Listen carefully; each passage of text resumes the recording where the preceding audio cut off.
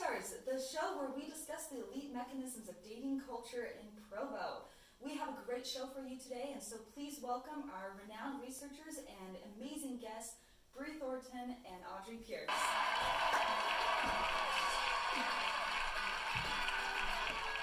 Welcome to the show. We're so excited to have you here today. How are you doing? Great, we're excited to be here. Wonderful, wonderful. Well, your groundbreaking study on BYU Provo dating culture has really got the fans and community excited. Can you tell us a little bit about your study? So our study is N.C.M.O.S, which stands for Needing Companionship and Making Offers Survey.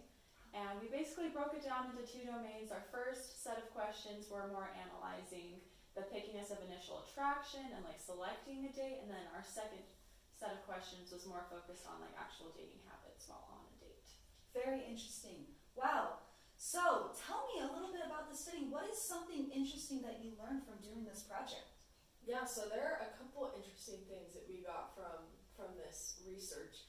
First of all, it's very difficult to make a survey, much more difficult than we thought it was going to be. We thought it would just be fun to come up with questions that kind of reflect what the culture is in Provo and make them into questions for the survey. And it did not work out super well, so that was interesting, that surveys are actually pretty difficult. Another thing is there's so many statistics that you can pull out of doing a survey, like reliability, validity statistics. There's just a lot that you can do with it, and I think that's a really cool thing that we can do as researchers, that we're able to find so much information about people in Provo and about dating. Interesting, wow. And people really want to know, what is something that surprised you while doing this study?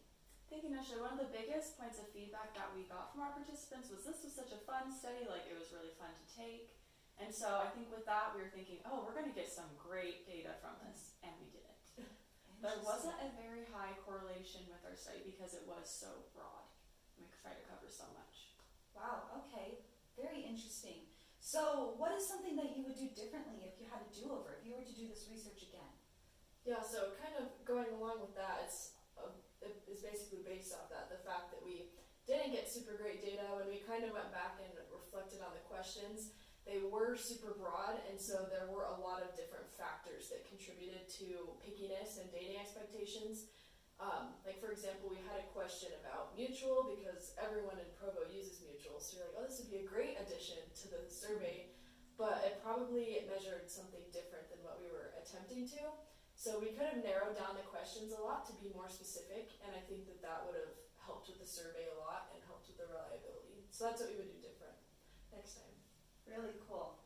Well, we're hoping that's the next time. This is awesome. And so, final question.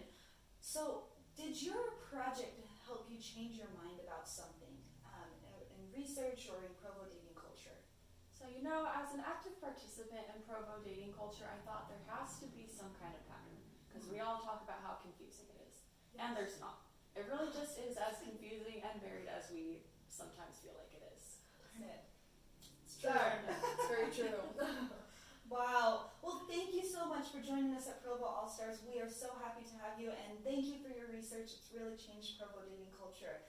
Join us next week to learn more and hear commentary about summer sales bros. We're excited to have you. Thank you.